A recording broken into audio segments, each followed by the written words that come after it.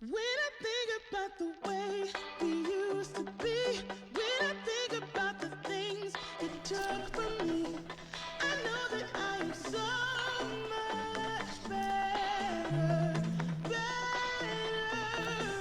When I look at what I've done, now that we're apart, when I look at God, try this a new way. All right, a very good afternoon, everybody.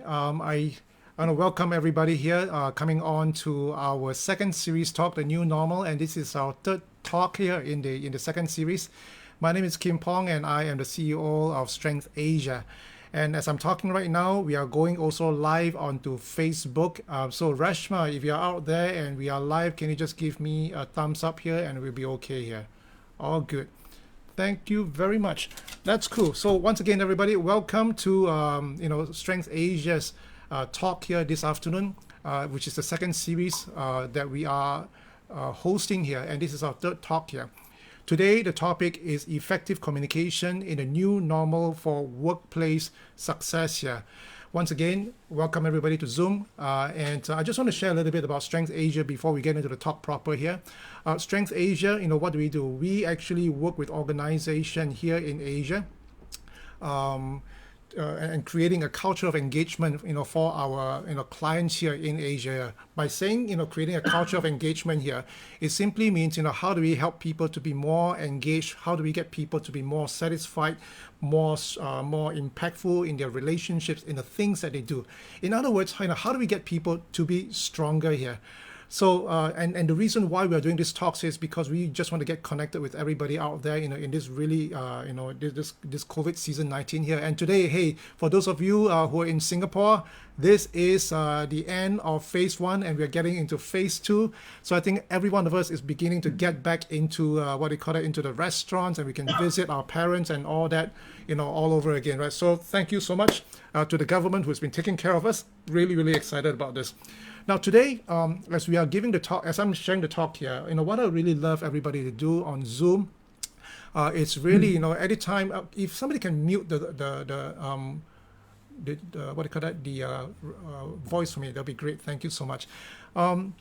Where was I? Yeah. So, for those that are on Zoom here, anytime you have a question or you have an insight or you have a comments, go ahead, and populate those insights or comments, on the chat box here. And for those who are on Facebook, welcome, to Facebook Live here. And anytime you have a comments or question, go ahead and just plunk it into, into the comments page here. Say hello to people here, and thank you very much. So let us get started here, right? Effective communication. Now, what is that? So the question I'm going to be asking is a really simple question right now, and I want to start with that. What does effective communication in a team actually look like? What does effective communication in a team look like? So if your teams, just have this amazing way of talking to one another, communicating with one another, what is the outcome for your team? What is the outcome, for your organizations here? I would be really interested to hear, your thoughts on this. So if you can use the comments on Facebook Live, or you can use the chat box in Zoom here, go ahead and put down some ideas here, right? What does a team look like? What does an organization look like? When your communication is effective in a team here. And as you're doing that, I'm going to share, my views here, and then I'm going to go back to your chat box later on here, right? So effective communication, when that happens, essentially, people are more engaged, right? The leadership is actually a lot more stronger, a lot more clearer. You kind of know, what the leaders want. You kind of know the direction of the team, of the organizations here. And when effective communication is in place in a team, we all know this, right? Things gets done, things gets moving, relationships are better, and to a very, very strong extent, people are a lot more collaborative here, right? Now, if I reverse the situation right now, right, and say, hey, what does a lousy, communication in a team look like? If the team is ineffective in their communication, it is really lousy, what does the team look like? Same thing, I would love you, right, to just kind of plonk it into the chat box or into the Facebook Live comments here. I would love to hear from your own personal experience here. In a team that has ineffective communication, what does it look like? Well, from my own personal experience, people, I just felt that, I think first and foremost, when there's no communication, or little communication or ineffective communication, the team is a rather distracted team. I just can't somehow feel that people, are not able to get past, simple problems. People are assuming, the thoughts or the meanings of different people here. I don't think work is being done, and we're just wasting a lot of time, talking about the same thing over and over again, right? And I'm just looking at Eileen Cheese here, right? And she says in a place whereby there's ineffective communication, there is actually little trust here. And then Malay, from the Philippines says, expect high turnover rate when communication is poor in an organization. So, this is all right. It's all correct here. When we are not, connecting with each other, things just fall apart, in our teams here.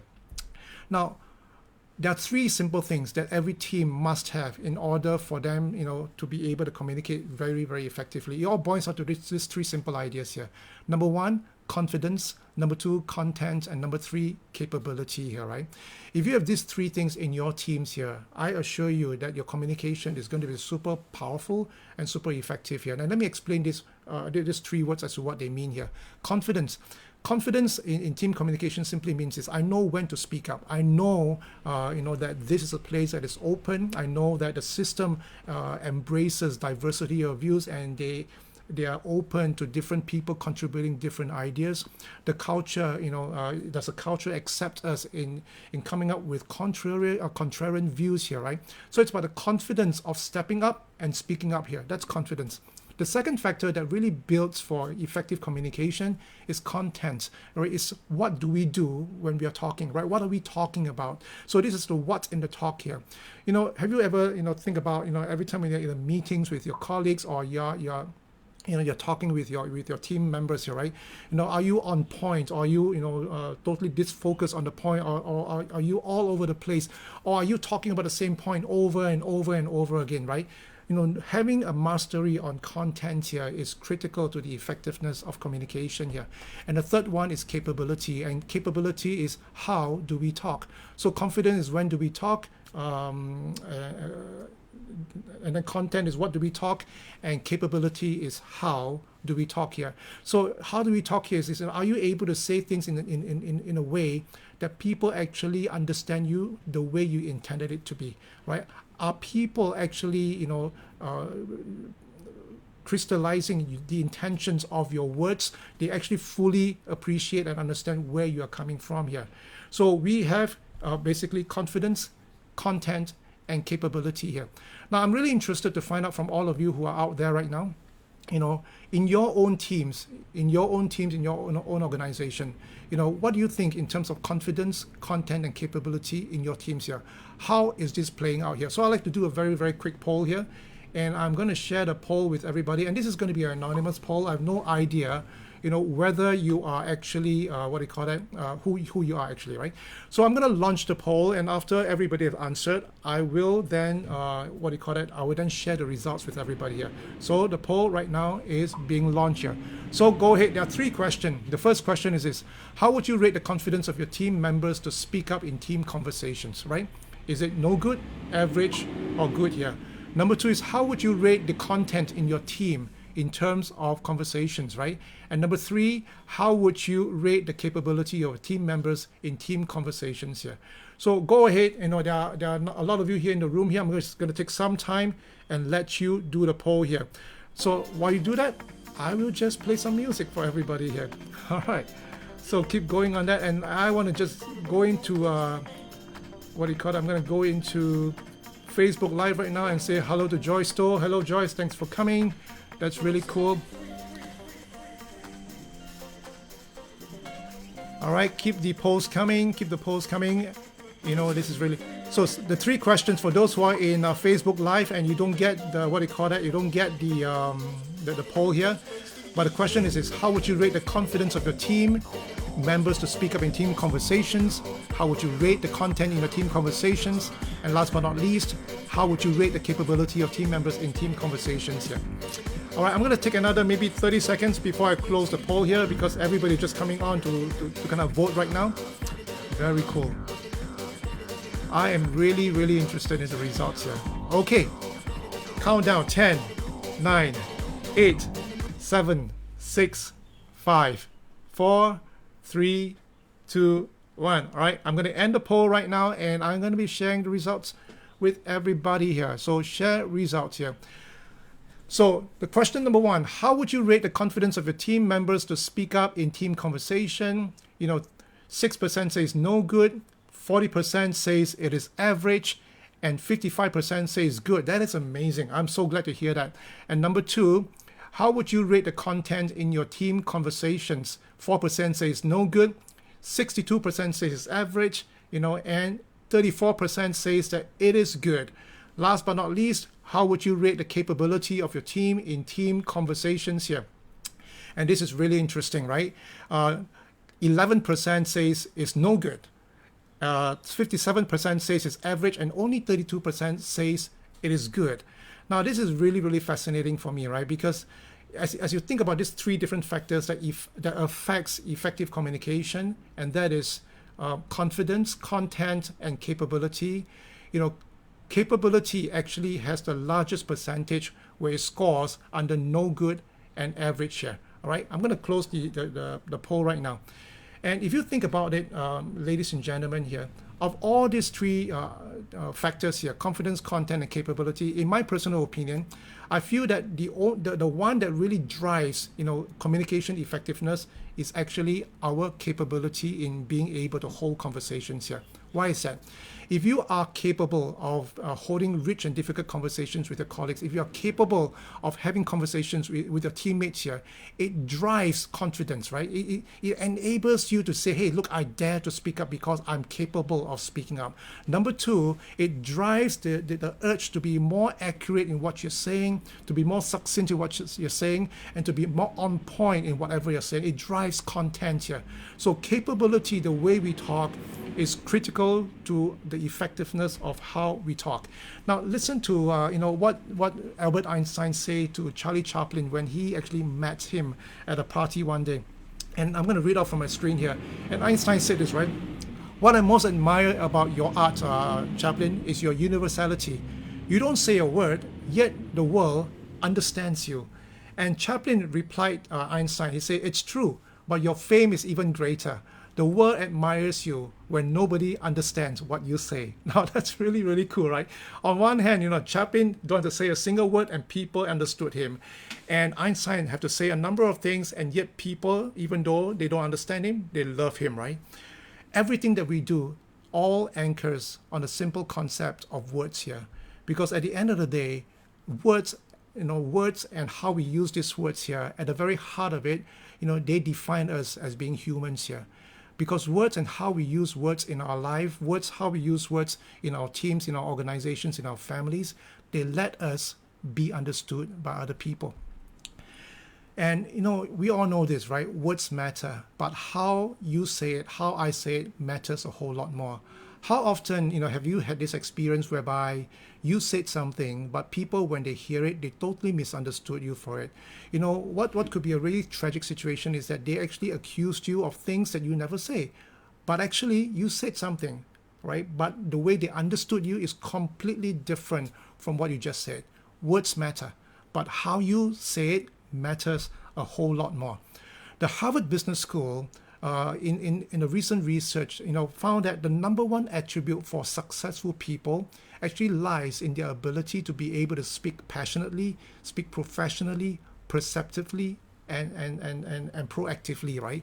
People who are able to talk, people who are able to communicate well, these are the people that rise up to the top of the class here.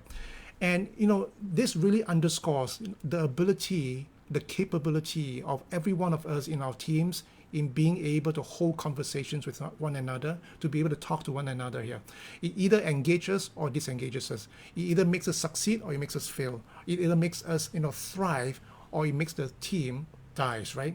So how we talk really, really is important. Now, I want to share with you some wisdom here, right? The wisdom that talk is so important to effective communication is not something that's recent. It dates back to the ancient of days, all the way back, right? So in the archaeologists, right, when they were excavating a 3,000 Egyptian tomb here, they found an inscription in the tomb, and the tomb says this: make thyself a craftsman in speech, for thereby thou shalt gain the upper hand. That's pretty cool, isn't it? Now let me share with you something else here. Confucius, he says, words are the voice of the heart. I love this. The next one, I really love this. William Shakespeare, he says, though thou speakest truth, methink thou speakest not well. How's that? That's pretty cool, right? How about this? Mark Twain. It usually takes more than 3 weeks to prepare an impromptu speech here. Now, this is fascinating for me.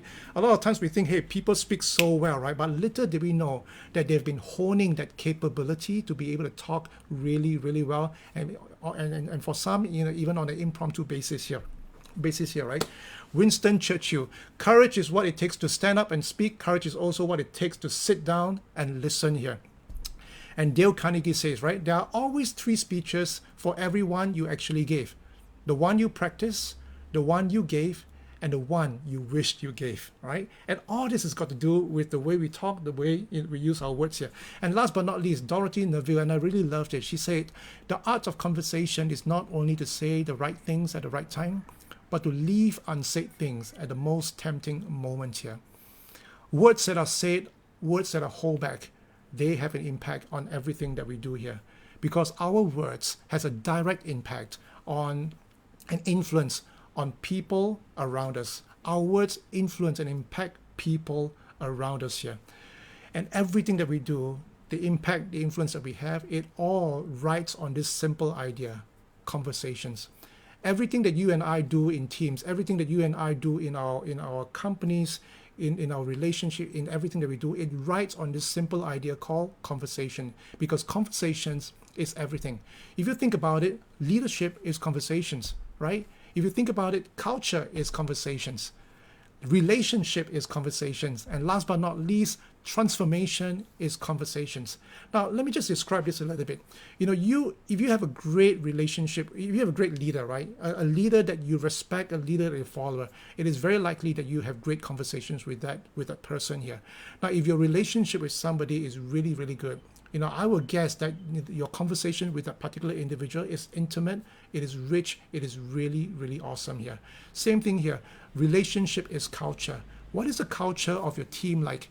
If your team do not have great conversations, the culture is rather muted, isn't it?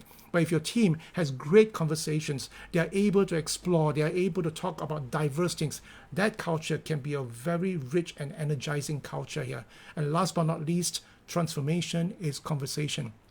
You cannot have transformation if you do not have conversations with the people whom you want to transform here. So everything is about conversations here. And the key to great conversation is really not about agreeing more with one another in our teams or disagreeing less with each other in the team. It's not about that. But it's about learning the capability of knowing how to disagree better. Think about it. How often do you want to try to agree more with people or disagree less with people, when actually what we really, really, truly need is the capability of learning how to disagree better. Now, I like to say this. Amazing things happen between people when the quality of their conversation is good. Think about that. When you and your friends in your team, when you and your bosses, when you and your spouses, when you and your children are having great conversations, amazing things happen to people, when the quality of the conversations is good. And that reminded me of Abraham Lincoln, and he said this, I want to quote him: "I don't like that man. I must get to know him better." That is really amazing, isn't it? Now, just imagine you are in a meeting together with a whole bunch of people and somebody you don't like spoke up. What do you think you do? Well, I think a number of us would just shut down, right? Or we go, oh, here he goes again. We kind of just avoid or just ignore those people here, right? But I love what Abraham Lincoln said. I don't like that man. I must get to know him better. It's about conversations, because conversations build relationship, conversations build leadership, conversations build transformative experiences here. And truly, indeed, our words impact and influence people all around us. So how do we acquire this capability? Now, today, I do not want to just give you some kind of conceptual answers here, but today I want to give you something really practical here. And I want to introduce this company called Soundwave to you. What is Soundwave? Soundwave is a British company. that has been studying how people talk, how the talk of people influence people and impact people around them. And they found that the way we talk actually impacts how people think, how people feel, and how people behave. And one of the very interesting discovery of Soundwave is this, right? The question is this: if you are skillful with the way you talk, or if you're unskillful with the way you talk, how would this impact people in the way they think, they feel, and the behavior? So let me just share with you some ideas here. Now, the way you talk today, right? You just imagine how you're talking to people. And just imagine the other person's on the other side. How are you making them think? Are you making them reflective on what you just said? Or are you actually making them defensive towards what you just said? Now, in terms of feeling here, right, are you, getting people to be connected with what you are sharing and what you're talking or what you're communicating? Or are you overwhelming them with all kinds of crazy stuff here, right? Then in terms of behave, right, in response, are you getting people to be alert or relaxed? Or are you getting people to be super tense and bored? Now, the way we think, feel, and behave can be very easily affected by how people talk to us. Talk is power. Talk is action. Talk is movement. It affects how people think, how people feel, and how people behave here. So how do we acquire this capability here? Well, before I go into that, I want to share a little bit about Soundwave research here. They found that the way people talk, they found that there are actually three big areas in the way we hold conversations with one another. Number one is how we ask questions, right? Number two is how we suggest. And number three is how we tell people. Now I'm going to stop here and ask you, right? And maybe you can just use the chat box or on the on the Facebook comments here. Between ask, suggest, and tell, what is your natural style of talking here, right? Do you think you ask more? Or do you think you suggest more normally with your friends? Or do you think you're the guy that's telling people what to do all the time here, right? So what do you think? So go ahead, in the new chat box here, in the chat box here or in the comments page, go and put down, what do you think is your own guess, right, of your most prominent way of talking? Is it asking, suggesting, or telling here, right? So I'm just going to go down here. Boom, boom, boom. Let's see where we are. So Joey says it's, where are we now? Joey says asking, Malay says suggesting, CWM says suggesting, Amara says suggesting, Doreen says suggesting, Abdul Kadir says is ask and suggest. Very interesting. A lot of suggest, some tell.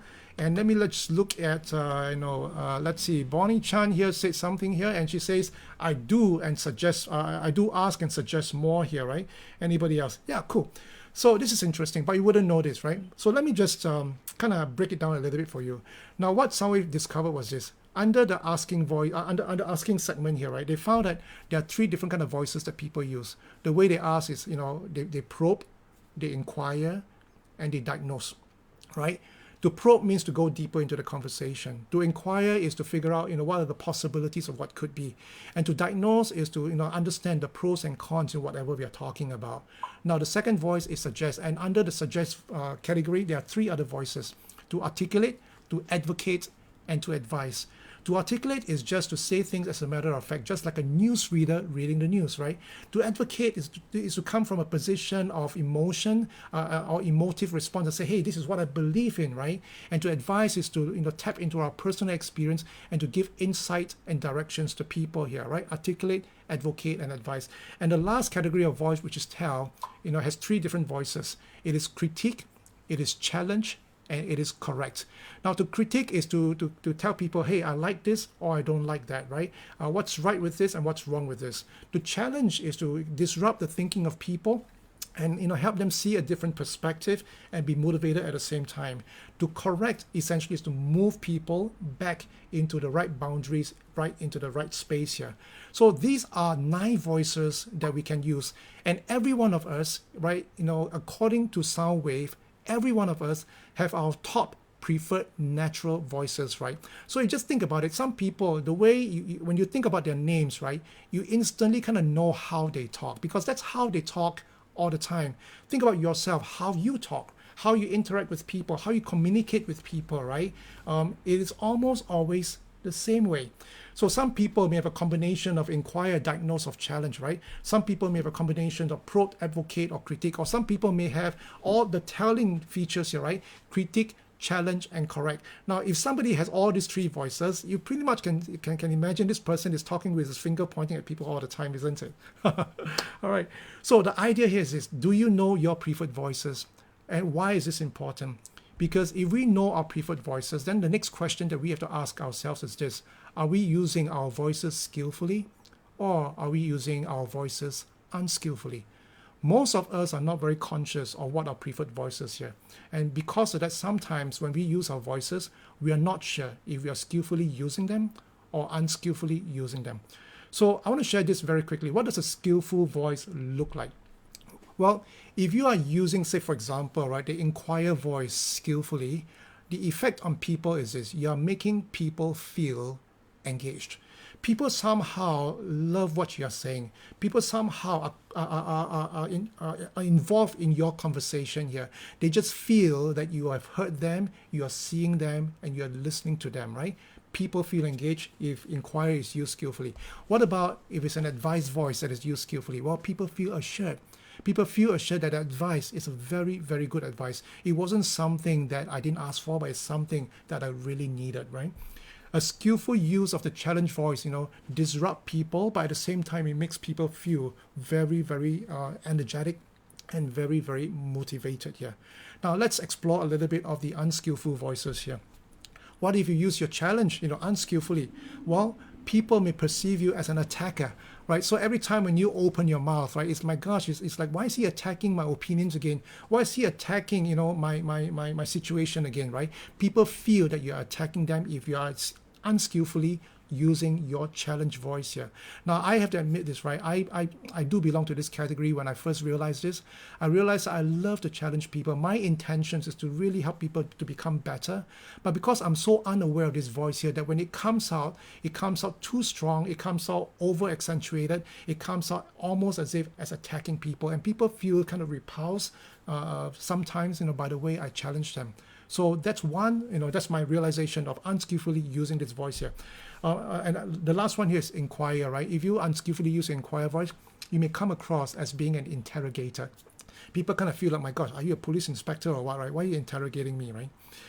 Now, the ability for us to skillfully use them or unskillfully use them has a direct impact on everything that we do. Oh, I forgot one more, advocate, right? So if you use advocate unskillfully, well, people may perceive you to be preachy. You're long-winded. You're always talking about the same thing over and over again here. How we use our voice, is really a matter of what do we know about our voices. A lot of times, the voices that we have, they are our preferred voices.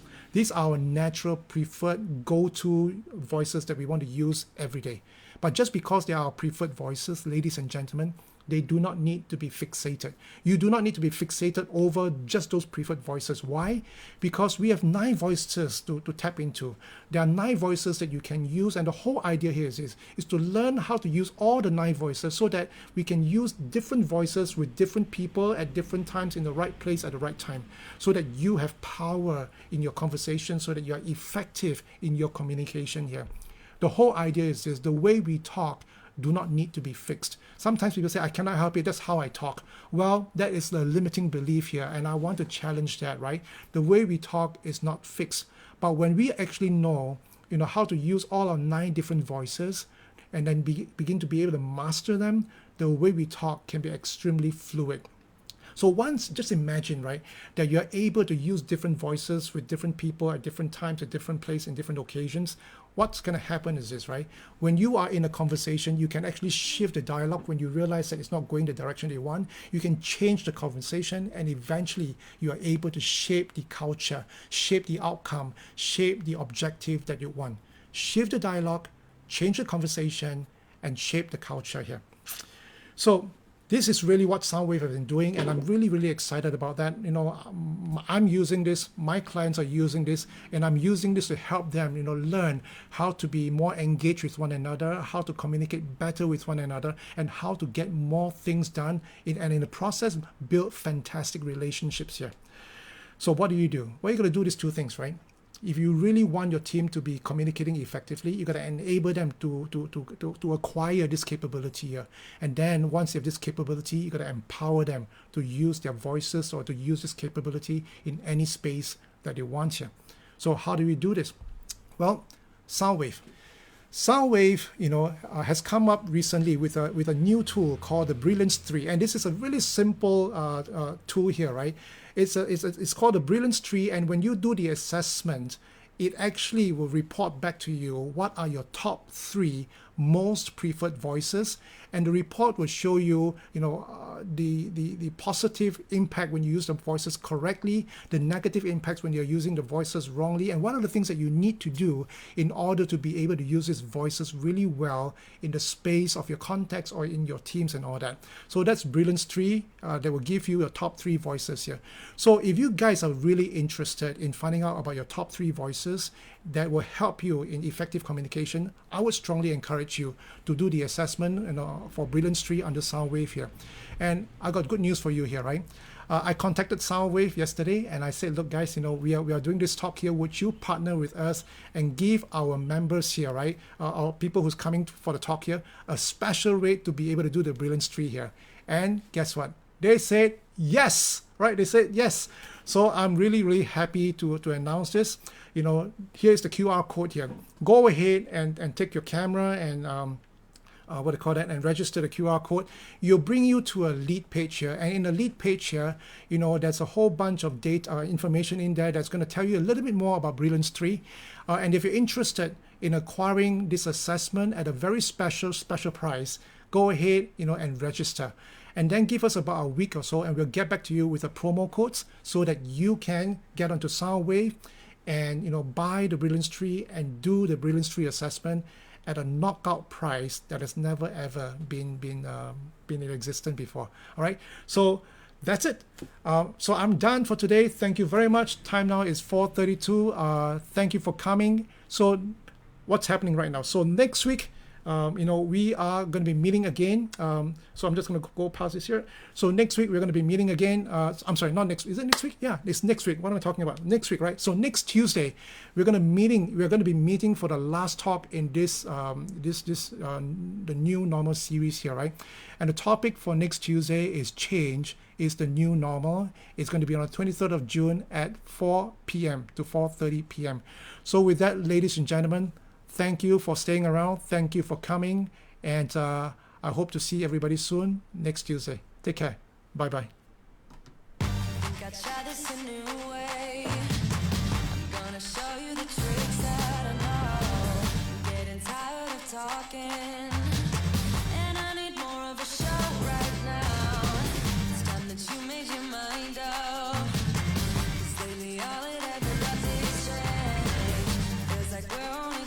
Going round and around, back around. I will fight like no other every day. I won't stop like the others. I will stay. 'Cause now is the right time. And I'm feeling alright. I'm playing the game like I know I can win right now. You got me up tonight. 'Cause loving you is like I'm walking a tightrope so high. I'll be turning around now. I'll be turning around. It's the right time. I'm feeling alright. I'm playing the game like I will win tonight. I think I'll do it on my way. I'm gonna show you what I'm going through. Get you out of your comfort zone. 'Cause I need more of the truth right now. It's time that you made your mind up. 'Cause lately all it ever does is change. Feels like we're only talking.